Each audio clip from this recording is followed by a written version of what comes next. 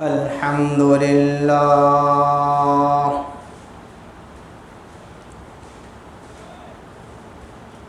الحمد لله نحمده ونستعينه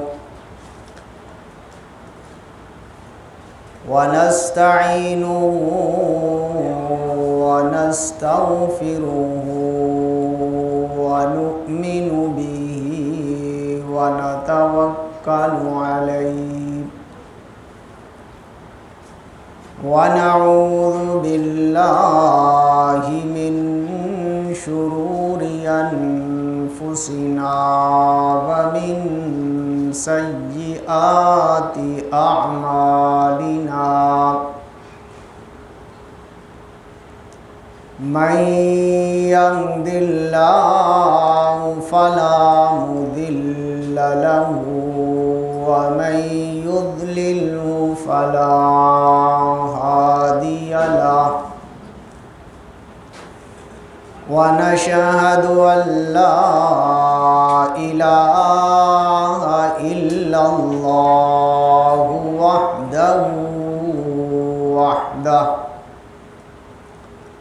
وحده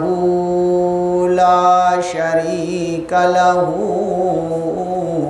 ونشهد أن محمدًا عبده ورسوله أرسله بالحق بشيرا ونذيرا وداعيا إلى الله بإذنه وسراجا منيرا أعوذ بالله من الشيطان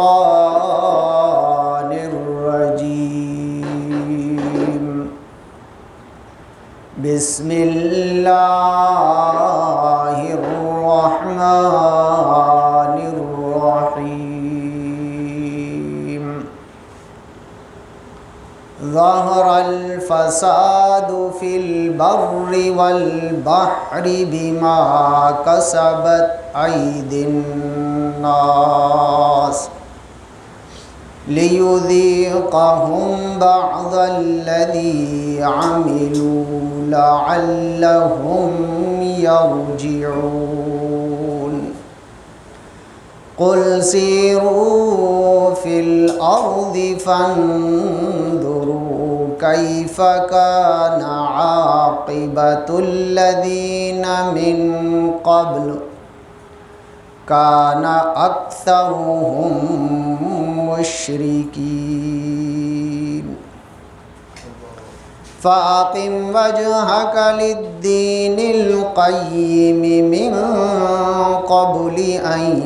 يأتي يوم لا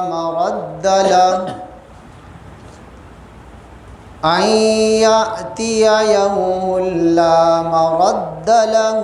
من الله يومئذ يصدعون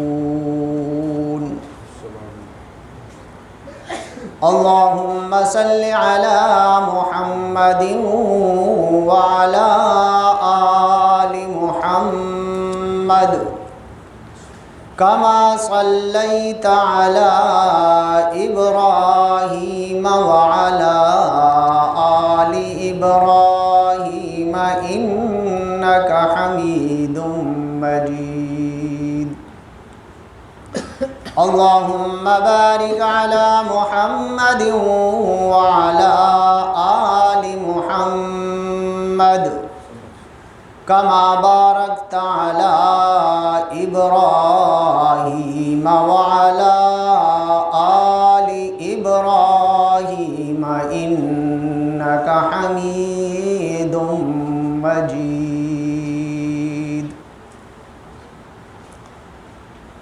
سب سامعین بآواز بلند درود پاک خشوع اور خضوع سے اور توجہ سے پڑھیں۔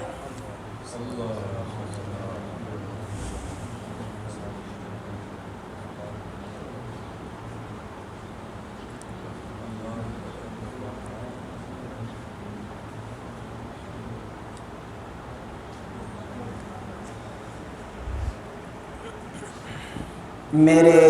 انتہائی قابل قدر اور قابل احترام محترم و مکرم سامعین،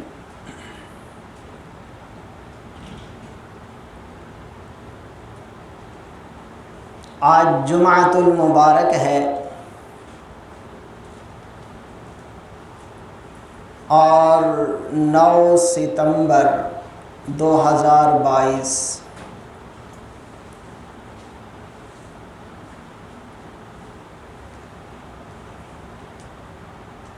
گزشتہ 2 دن پہلے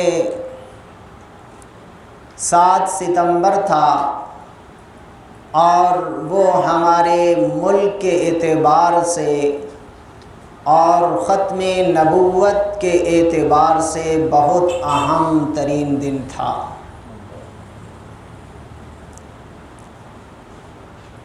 اس پر کچھ گفتگو گزشتہ جمعہ پہلے میں نے عرض کر دی تھی۔ آج ہمارے ملکی اعتبار سے جو حالات ہیں اس اعتبار سے قرآن مجید فرقان حمید سورۃ روم کی کچھ آیات کریمہ آپ کے سامنے تلاوت کی ہیں۔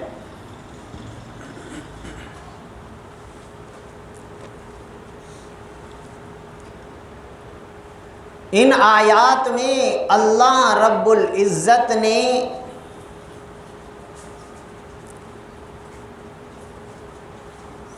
انسانیت کو بھی یہی پیغام دیا اور ایمان والے اور مسلمان کو بھی یہی پیغام دیا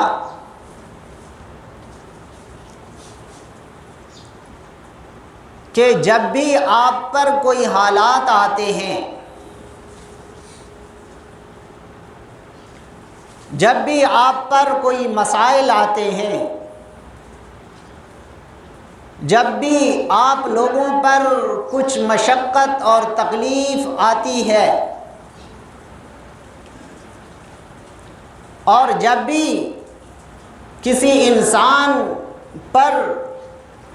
مصیبت آتی ہے، مشکل وقت آتا ہے، مشکل گھڑی آتی ہے اور انسان کی مرضی کے خلاف حالات آتے ہیں جن سے انسان پریشان ہوتا ہے، دن کو بھی رات کو بھی، مالی اعتبار سے ہر اعتبار سے پریشان ہوتا ہے اور غمگین ہوتا ہے، غم زدہ ہوتا ہے، دکھی ہوتا ہے، تو اللہ رب العزت نے ان آیات میں بیان فرمایا اگر اس قسم کے حالات آپ پر آئے ہیں کہ آپ دین کا کام نہیں کر رہے تھے، اللہ کے حکم پر نہیں چل رہے تھے، قرآن کے حکم کو آگے نہیں پھیلا رہے تھے، محمد عربی صلی اللہ علیہ وسلم کے فرامین کو آگے نہیں پھیلا رہے تھے اور اللہ کے حکم کو آپ ماننے کے لیے انکار کر رہے تھے عملی طور پر، تو جب ایسا حالات میں آپ پر کوئی مصیبت آئے، کوئی مشقت آئے، کوئی پریشانی آئے تو سمجھ لیں یہ آپ کی اپنی طرف سے ہے۔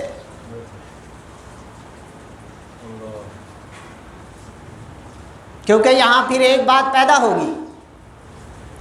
کہ انبیاء پر بھی حالات آئے ہیں اور قرآن نے بھی کہا ہے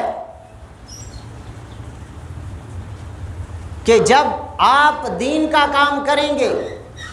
آپ دین پر چلیں گے تو آپ پر مصائب آئیں گے، مشکلات آئیں گے، پریشانی آئیں گی، تو کوئی یہ کہے گا کہ پھر تو معاذ اللہ ثم معاذ اللہ یہ انبیاءوں کے اپنے عمل کی وجہ سے ہے، یہ اہل اللہ کی اپنی عمل کی وجہ سے ہے، یہ صحابہ کے اپنے عمل کی وجہ سے ہے، اور یہ علماء کے اپنے عمل کی وجہ سے ہے، یہ دین کے کام کرنے والوں کے اپنے عمل کی وجہ سے ہے۔ تو میں نے یہاں وضاحت کر دی ہے کہ جب آپ دین پر چل رہے ہیں، آپ قرآن کا کام کر رہے ہیں، جب آپ اللہ کے حکم کو آگے پھیلا رہے ہیں، جب آپ محمد عربی صلی اللہ علیہ وسلم کی پوری زندگی کو آگے لے کر چل رہے ہیں، تو یہاں جو حالات آئیں گے وہ اللہ کی طرف سے ہوں گے، اس وجہ سے کہ آپ کو اللہ آزمانا بھی چاہتا ہے اور بلندی بھی عطا کرنا چاہتے ہیں۔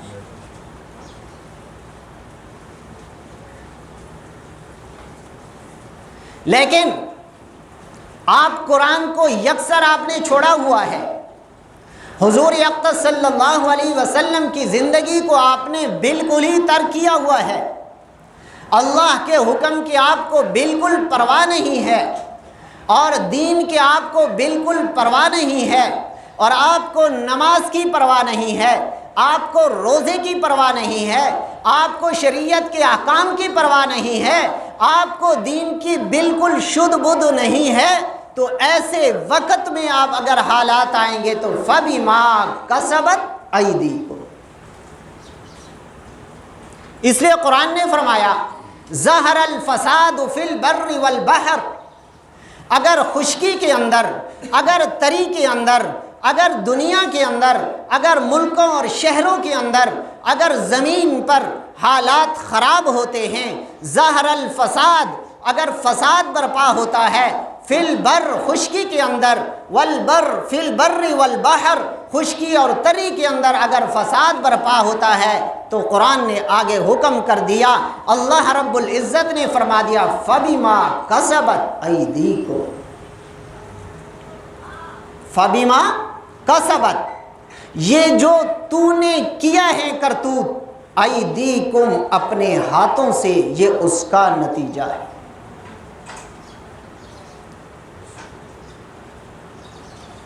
تو گرامی قدر، انبیاء پر حالات جو آئے ہیں وہ دین کے اعتبار سے آئے ہیں، وہ دین کی خدمت کرتے ہوئے آئے ہیں، اعلاء کلمت اللہ کو بلند کرتے ہوئے آئے ہیں، وہ حالات مراد نہیں ہیں، وہاں حالات اللہ رب العزت ان کو بلندی کے لیے دینا چاہتا ہے، اللہ آزمانا چاہتا ہے کہ میرا بندہ دین کا کام کر رہا ہے اور اعلاء کلمت اللہ کا کام کر رہا ہے، یہ کس حد تک برداشت کرتا ہے، کس حد تک اس پر مضبوط رہتا ہے۔ جب حالات جتنے دین کے اعتبار سخت ہوں گے تو اس کا اجر بھی اتنا بڑا ہے۔ آپ نبیوں کی تاریخ دیکھی، قرآن بھرا ہوا ہے، ہر نبی کو قوم نے ستایا، اور اتنا ستایا کہ اس کی مثال آج دنیا میں آپ کو نہیں مل سکتی۔ آروں کے نیچے چیرا، جسم کے ٹکڑے کیے، کنکر اور پتھر مارے، اوجڑیاں ڈالی، پانی بند کیا، شیب ابی طالب میں بند کیا، یہ سارے حالات اس وجہ سے آئے ہیں کہ اعلاء کلمت اللہ کو بلند کرنے کے لیے۔ لیکن اگر آپ دین کا کام نہیں کر رہے، آپ اللہ کے حکم سے یکسر ہٹے ہوئے ہیں، اللہ کے حکم کو آپ نے بالکل چھوڑا ہوا ہے، حضور اقدس صلی اللہ علیہ وسلم کی مبارک زندگی، سنہری زندگی، پھولوں سے بھی اعلیٰ زندگی کو آپ نے پیچھے رکھا ہوا ہے۔ صحابہ کرام سے پوچھے کہ حضور اقدس صلی اللہ علیہ وسلم کی زندگی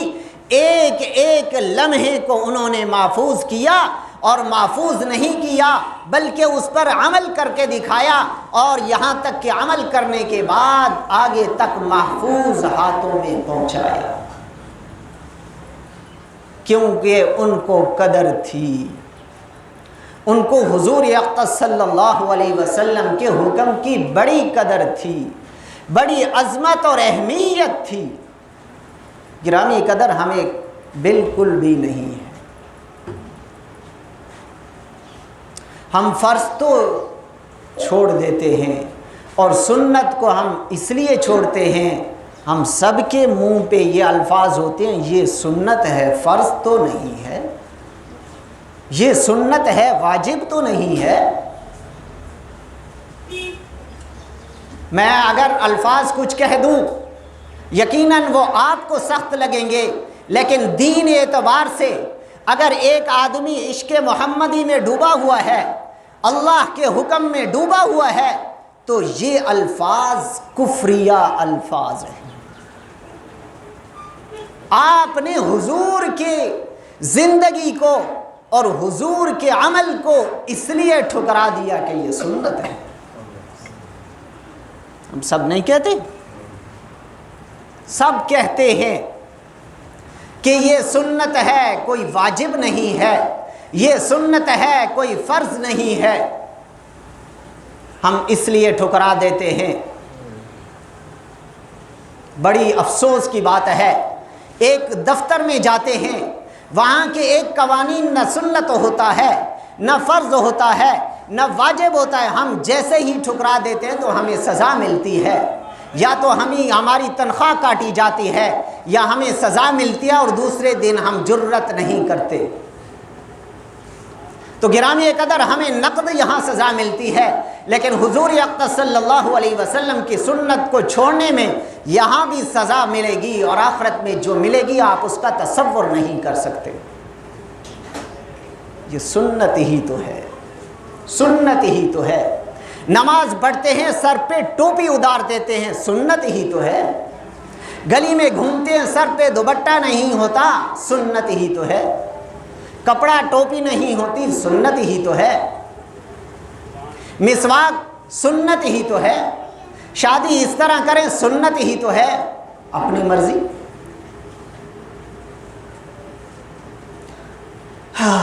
یہ تو گرامی قدر، اس کی قدر اگر ہے تو وہ صحابہ کرام کے ہاں تھی، انہوں نے حضور اقدس صلی اللہ علیہ وسلم کے ایک ایک عمل کو محفوظ کیا۔ تو گرامی قدر، تو میں نے دو طرح کی بات کی، ایک وہ کہ دین کے اعتبار سے اگر آپ پر حالات آئیں تو وہ بھی اللہ کی طرف سے ہیں، لیکن آپ کے درجات کو بلند کرنے کے لیے ہوتے ہیں، لیکن آپ دنیا میں مگن ہیں، آپ نے دین کو بالکل یکسر چھوڑا ہوا ہے، آپ کو پتہ ہی نہیں ہے کہ دین ہوتا کیا ہے اور دین کی اہمیت کیا ہے، اور اللہ کے احکامات کی اہمیت کا اس وقت پتہ چلے گا جب آنکھ بند ہوگی۔ تو ایسے حالات میں اگر چل رہے ہیں تو اللہ رب العزت نے فرمایا ظہر الفساد فی البر والبحر بما کسبت ایدیکم، یہ تمہارے اپنے ہاتھوں کی کمائی ہے۔ یہاں کمائی سے مراد پیسے نہیں ہے، یہاں کمائی سے مراد کہ آپ نے نماز نہیں پڑھی، یہاں کمائی سے مراد آپ نے تلاوت نہیں کی، یہاں کمائی سے مراد آپ نے شریعت کا کوئی حکم اس پر عمل نہیں کیا، اس کو پاؤں کے نیچے روند ڈالا ہے۔ فَبِمَا كَسَبَتْ أَيْدِيكُمْ، تم نے خود یہی کیا ہے، اس لیے دنیا میں فساد آیا ہوا ہے۔ تو گرامی قدر انہی فساد کی ایک کڑی ہم سب کو پتہ ہے، اس میں ہمارے اگر حکمرانوں کی نااہلی ہے تو ساتھ ساتھ اللہ کی طرف سے ہم پر آزمائش اور عذاب بھی ہے کہ وقت پر بندوبست نہیں کرتے، اور حکمرانوں کا ایسوں کا آنا تو فبما کسبت ایدیکم، یہ بھی تو ہماری وجہ ہے، ہم نے ان کو ووٹ دیا،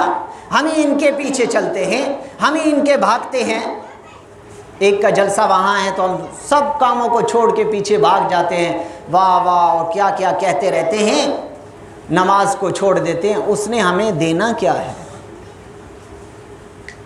واللہ واللہ واللہ کسی نے آپ کو کچھ نہیں دینا، کسی نے کچھ نہیں۔ وہ اپنے محلات میں مزے کریں گے، مشکل میں ہم ہیں۔ بل زیادہ آئے تو ان کو کیا پرواہ ہے، ہر چیز مہنگی ہوئی تو ان کو کیا پرواہ ہے، ابھی سیلاب آیا تو غریب مر رہا ہے، ان کو کیا پرواہ ہے۔ یہاں تک کہ کئی سیاسیوں نے، ایک نے یہ بھی کہا ہے ایک طرف سیلاب چلتے رہیں گے اور دوسری طرف سیاست چلتی رہے گی۔ سنا ہے؟ سیلاب بھی چلتے رہیں گے، سیاست بھی چلتی رہے گی۔ تو مطلب یہ ہوا کہ ان کے نزدیک ہماری کوئی قدر نہیں ہے، انسانیت کی، مسلمان کی، ہمارے ملک والوں کی کوئی قدر نہیں ہے، جن کے پیچھے ہم مارے مارے پھرتے ہیں۔ وہ ایک کال دیتے ہیں تو ہم روڈ بلاک کر دیتے ہیں، وہ وہاں جمع کرتے ہیں تو ہم سب اپنے کاموں کو چھوڑ کے پہنچ جاتے ہیں، اور ادھر اس کے بعد کوئی نتیجہ نہیں نکلتا۔ تو گرامی قدر، فَبِمَا كَسَبَتْ أَيْدِيكُمْ، قرآن نے کہا یہ تمہارے اپنے اعمال کی وجہ سے ہے، تو وہ لازمی نہیں ہے کہ جن پر سیلاب آیا ان کے گناہ ہیں تو ہم تو بڑے پاک صاف ہیں، ایسی بات نہیں ہے۔ بسا اوقات یہی کہا جاتا ہے کہ جب سوکھی لکڑی جلتی ہے تو گیلی بھی جل جاتی ہے، گیلی بھی جل جاتی ہے۔ تو یہ لازمی نہیں ہے، ہمارے گناہوں کی سزا ان کو بھی ملی ہے، ان کے گناہوں کی سزا ہمیں بھی ملے گی۔ یہ تو فیصلہ قیامت کے دن ہوگا کہ جس نے جو اچھے عمل کیے اس کو بدلہ ملے گا، جس نے برے کیے اس کو بدلہ ملے گا۔ فَمَن يَعْمَلْ مِثْقَالَ ذَرَّةٍ خَيْرًا يَرَهُ وَمَن يَعْمَلْ مِثْقَالَ ذَرَّةٍ شَرًّا يَرَهُ۔ تو گرامی قدر، ابھی جانا ہوا ان علاقوں میں جہاں سیلاب ہیں، یقیناً بالکل آبادیوں کی آبادیاں ملیا میٹ۔ تو ہم یہ نہ کہیں کہ ان کے گناہوں کی وجہ تھی، ان کو بھی توبہ اور استغفار کی ضرورت ہے، اللہ سے معافی مانگنے کی ضرورت ہے، اور ہمیں بھی توبہ اور استغفار اور معافی مانگنے کی ضرورت ہے۔ فَبِمَا كَسَبَتْ أَيْدِيكُمْ، یہ اللہ ہم سے ناراض ہے۔ وہ جگہیں جو ہم نے کچھ عرصہ پہلے دیکھی تھی، ڈبل منزلیں مارکیٹیں، اور وہاں پاؤں رکھنے کی جگہ نہیں تھی، اتنی تعمیرات اور اتنی بازار اور رش، اب وہاں صرف اینٹیں ہی نظر آتی ہیں، باقی کچھ نظر۔ تو فَبِمَا كَسَبَتْ أَيْدِيكُمْ، تو گرامی قدر کہ ان پر حالات آئے ہیں، ہمیں دونوں کام کرنے چاہیے۔ ایک تو ہم پہلا کام جو ہے توبہ اور استغفار کریں، اللہ سے معافی مانگیں اپنے گناہوں کی بھی اور ان کے لیے بھی توبہ اور استغفار اور معافی مانگیں۔ ایسے بھی گھر ہیں جن کا کوئی بھی نہیں بچا ہے، ایسے بھی ہیں کہ مرد بچے ہیں عورتیں نہیں ہیں، ایسے ہیں کہ عورتیں بچی ہیں مرد ہی نہیں، اور ایسے بھی ہم نے گھر دیکھے ہیں دو تین بچے ہیں اور ایک خاتون بچی ہے، نہ میاں ہے نہ مال ہے نہ کچھ ہے۔ یہ ساری آنکھوں کا دیکھا واقعہ ہے۔ تو گرامی قدر، ان کو بھی توبہ اور استغفار کی ضرورت ہے۔ ہم جہاں ان کی مدد کی ہے الحمدللہ یہی مسلمان کر رہے ہیں، اور اس میں اگر آپ کو اچھا لگے یا برا لگے، پیش الحمدللہ ثم الحمدللہ ہمارے دینی مدارس اور علماء ہیں۔ وہ کسی تنظیم کا میں نہیں کہہ رہا، سب الحمدللہ بڑھ چڑھ کر انہوں نے آگے خدمت کی۔ یہاں کے توسا کے علاقے میں ایک کمشنر نے اپنی ساری امداد ایک مولانا کے حوالے کی ہے اور کہا ہے آپ جاگ پر تقسیم کریں۔ کیوں؟ اس کو اعتماد تھا علماء پر۔ تو عوام نے کہا ہمارا کمشنر نہیں آیا، تو مولانا نے فرمایا کہ یہ اسی کی تو مدد ہے، اس نے کی ہے تمہارے لیے، لیکن میرے ہاتھ سے۔ تو الحمدللہ ثم الحمدللہ یہ بہت بڑی وہ ہے کہ سب علماء، سب مدارس، سب مذہبی جماعتیں اور دینی جماعتیں بڑھ چڑھ کر کام کیا الحمدللہ اور ان کی مدد کی ہے۔ اور آپ کو اگر اس سے اختلاف ہوگا تو یہی علماء آپ کو یہاں بھی کام آئیں گے اور آخرت بھی کام آئیں گے۔ اگر آپ کے واقعی صحیح رہنما ہیں تو یہی علماء ہیں جن پر ہم اعتماد نہیں کرتے۔ اگر ووٹ کے لیے کوئی مولوی کوئی ہو، کسی تنظیم سے بھی ہو، کھڑا ہوتا ہے تو ہم اس کے بدلے میں ایک شرابی کبابی کو اپنا ووٹ دے دیتے ہیں، اس کو ہم یکسر ٹھکرا دیتے ہیں۔ اس نے یہ کیا وہ کیا، سیاسی کی پوری زندگی ہمارے سامنے ہوتی ہے گڑبڑ والی، وہ ہم کبھی نہیں، لیکن عالم پر ہم تنقید، اس نے وہاں یہ کام کیا تھا اس لیے ہم اس کو ووٹ نہیں دیتے۔ تو اس طرح نہ کریں، علماء پر اعتماد کریں، اور یہی ہمیں دنیا میں بھی اور آخرت دونوں میں رہنمائی کرنے والے اور یہی ہیں۔ اور گرامی قدر ہم توبہ استغفار کریں ان کے لیے بھی، اور خود بھی توبہ استغفار کریں۔ اور الحمدللہ ثم الحمدللہ جتنی ہماری پاکستانی عوام نے خدمت کی ہے بہت کی الحمدللہ، اور اب تک کر رہے ہیں اپنا سب کچھ، اپنے ضروریات۔ ایسے بھی میں نے لوگوں کو دیکھا جن کے پاس اپنے چھوٹا سا کریانہ تھا، اس نے وہاں کے سارے جوتے اٹھا کر دے دیے سیلاب والوں۔ تو یہ بہت بڑی بات ہے اور بہت، لیکن فَبِمَا كَسَبَتْ أَيْدِيكُمْ ہمیں توبہ اور استغفار کرنی چاہیے ان کے لیے بھی اور اپنے لیے، تو اللہ رب العزت آسانی اور سہولت کا معاملہ فرمائیں گے۔ وَمَا عَلَيْنَا إِلَّا الْبَلَاغُ۔